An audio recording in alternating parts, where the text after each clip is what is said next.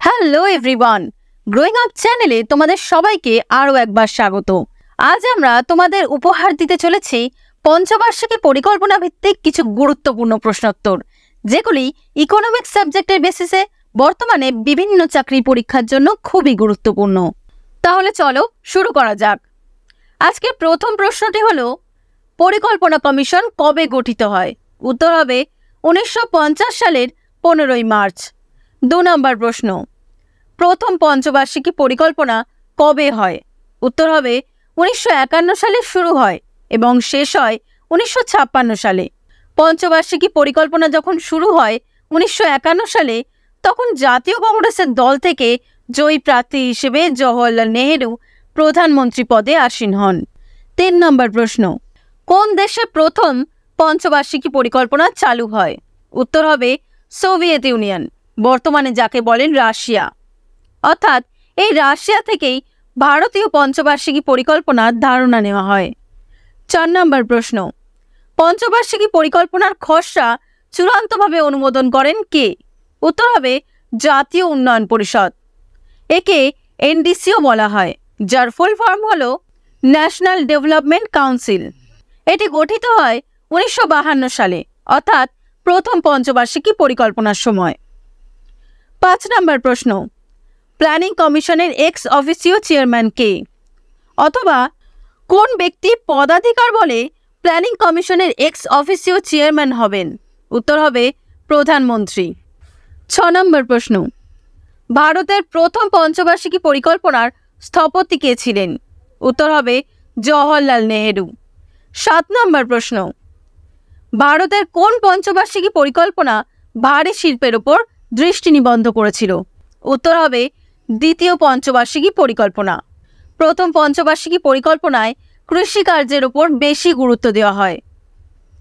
এই দ্বিতীয় পঞ্চবার্ষিকী পরিকল্পনার সময়কাল ছিল 1956 থেকে 1961 সাল পর্যন্ত।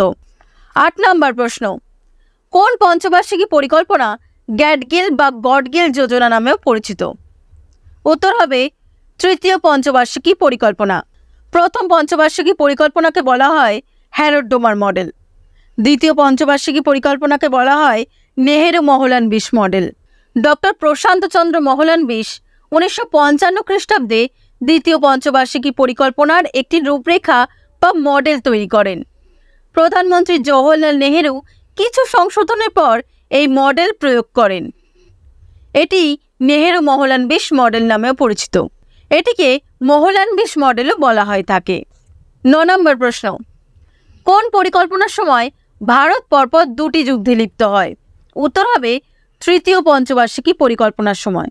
1962 সালে হয় ইন্ডিয়ার সঙ্গে চীনের যুদ্ধ, যেখানে ইন্ডিয়া পরাজিত হয়, এবং 1965 সালে হয় ইন্ডিয়ার সঙ্গে পাকিস্তানের যুদ্ধ, যেখানে ইন্ডিয়া জয়ী হয়। এরই মধ্যে 1964 সালে ভারতের প্রথম প্রধানমন্ত্রী জওহরলাল নেহেরুর মৃত্যু হয়। 10 নম্বর প্রশ্ন, কোন পঞ্চবার্ষিকী পরিকল্পনায় সবুজ বিপ্লব হয়? উত্তর হবে তৃতীয় পঞ্চবার্ষিকী পরিকল্পনায়। 1966 সালের শেষের দিকে এই তৃতীয় পঞ্চবার্ষিকী পরিকল্পনার সময় 1961 থেকে 1966 সালের মধ্যে পরপর 2টি যুদ্ধ, প্রধানমন্ত্রী জওহরলালের মৃত্যু এবং সেই সময় হওয়া খরার ফলে কৃষিক্ষেত্রে ঋণাত্মক বৃদ্ধি পরিলক্ষিত হয়। ভারতের অর্থনৈতিক অবস্থা ভেঙে পড়ে। তখন ডক্টর এম.এস. স্বামীনাথন মেক্সিকো থেকে কিছু উন্নত মানের বীজ নিয়ে আসেন। এরপর ভারতে সেটি রোপণ করার ফলে কৃষিক্ষেত্রে ব্যাপক সাফল্য আসে। এই ঘটনাকে সবুজ বিপ্লব বা গ্রিন রেভলিউশন অফ ইন্ডিয়া বলা হয়। ভারতবর্ষে সবুজ বিপ্লবের জনক বলা হয় ডক্টর এম.এস. স্বামীনাথনকে। এরপর চলে আসবো 11 নম্বর প্রশ্নে, প্ল্যান হলিডে বা পরিকল্পনা বিরতি কোন সময়কালকে বলা হয়? উত্তর হবে 1966 থেকে 1969, এই 3 বছরের সময়কালকে। কৃষিক্ষেত্রে ভারতের অর্থনীতি যখন ডাউন হয়ে গেছে বা ভেঙে পড়েছে, সেই সময় ভারতের অর্থনীতির উন্নতি সাধনের জন্য কিছু বার্ষিক পরিকল্পনা নেওয়া হয় প্রতি 1 বছরের জন্য, আর সেটা চলেছিল 1966 থেকে 1969 সাল পর্যন্ত। একে আবার বার্ষিক পরিকল্পনাও বলা হয়। 12 নম্বর প্রশ্ন, শ্বেত বিপ্লব হয় কোন পঞ্চবার্ষিকী পরিকল্পনায়? উত্তর হবে চতুর্থ পঞ্চবার্ষিকী পরিকল্পনায়। এই পরিকল্পনার সময়কাল ছিল 1969 থেকে 1974 সাল পর্যন্ত। শ্বেত বিপ্লব শুরু হয় 1970 সালে। এটি দুধ উৎপাদন বৃদ্ধির সঙ্গে সম্পর্কিত। শ্বেত বিপ্লবের জনক হল ডক্টর ভার্গিস কুরিয়েন, যাকে ইংলিশে বলা হয় ফাদার অফ হোয়াইট রেভলিউশন। 13 নম্বর প্রশ্ন, গরিবি হটাও স্লোগান কোন পঞ্চবার্ষিকী পরিকল্পনার সঙ্গে যুক্ত? উত্তর হবে পঞ্চম পঞ্চবার্ষিকী পরিকল্পনা, যার সময়কাল ছিল 1974 থেকে 1979 সাল পর্যন্ত। 1971 সালে ইন্দিরা গান্ধী প্রথম এই কথাটি ব্যবহার করেন। সেই সময়কালটি চতুর্থ পরিকল্পনার আন্ডারে পড়ছে, কিন্তু স্লোগানটি ওঠে পঞ্চম পঞ্চবার্ষিকী পরিকল্পনায়। তাহলে এক্ষেত্রে দুটি ঘটনা আলাদা এবং দুটি ঘটনার সময়কালও কিন্তু আলাদা। 14 নম্বর প্রশ্ন, রোলিং প্ল্যান বা আবর্তন পরিকল্পনার সময়কাল কত? উত্তর হবে 1978 থেকে 1980 সাল পর্যন্ত। 15 নম্বর প্রশ্ন, কোন পঞ্চবার্ষিকী পরিকল্পনায় নাবার্ড প্রতিষ্ঠিত হয়? উত্তর হবে ষষ্ঠ পঞ্চবার্ষিকী পরিকল্পনায়।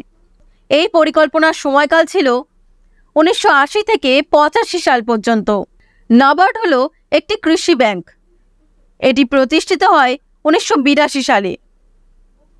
নাবার্ডের বর্তমান চেয়ারম্যান হলেন মিস্টার সাজি কেভি। এর হেডকোয়ার্টার মুম্বাইয়ে অবস্থিত।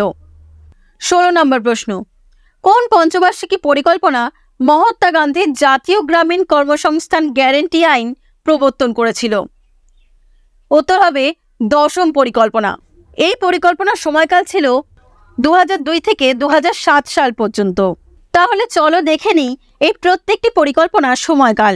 প্রথম পঞ্চবার্ষিকী পরিকল্পনার সময়কাল হল 1951 থেকে 56 সাল পর্যন্ত।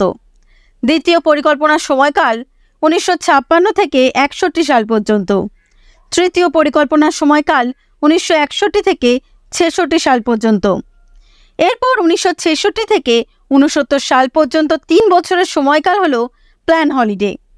চতুর্থ পরিকল্পনার সময়কাল 1969 থেকে 74 সাল পর্যন্ত। পঞ্চম পরিকল্পনার সময়কাল 1974 থেকে 79 সাল পর্যন্ত। ষষ্ঠ পরিকল্পনার সময়কাল 1980 থেকে 85 সাল পর্যন্ত। সপ্তম পরিকল্পনার সময়কাল 1985 থেকে 90 সাল পর্যন্ত। 1990 থেকে 92 এই সময়কালে অর্থনৈতিক অবস্থার অবনতির কারণে অষ্টম পরিকল্পনা নিতে 2 বছর দেরি হয়। অষ্টম পরিকল্পনার সময়কাল হল 1992 থেকে 97 সাল পর্যন্ত। নবম পরিকল্পনার সময়কাল 1997 থেকে 2002 সাল পর্যন্ত। দশম পরিকল্পনার সময়কাল 2002 থেকে 2007 সাল পর্যন্ত। একাদশ পরিকল্পনার সময়কাল 2007 থেকে 12 সাল পর্যন্ত এবং দ্বাদশ পরিকল্পনার সময়কাল ছিল 2012 থেকে 17 সাল পর্যন্ত, কিন্তু এটি সম্পূর্ণ করা যায়নি। 2014 সালে কেন্দ্রে কংগ্রেস সরকার চলে গিয়ে বিজেপি সরকার বা মোদী সরকার ক্ষমতায় আসলে তারা নীতি আয়োগ শুরু করে। পঞ্চবার্ষিকী পরিকল্পনা পরিবর্তন করে তারা নীতি আয়োগ লঞ্চ করে 1 জানুয়ারি 2015 সালে। এই নীতি আয়োগের ফুল ফর্ম হলো National Institution for Transforming India Aayog. এর চেয়ারপারসন হয় প্রধানমন্ত্রী তার পদাধিকার বলে। বর্তমানে হলেন নরেন্দ্র মোদী এবং সহসভাপতি বা ভাইস চেয়ারপারসন হলেন শ্রী সুমন বেরি। তাহলে বন্ধুরা, আজকের ভিডিওটা এখানেই শেষ করছি। আবার দেখা হবে অন্য কোনো ইন্টারেস্টিং ভিডিওতে।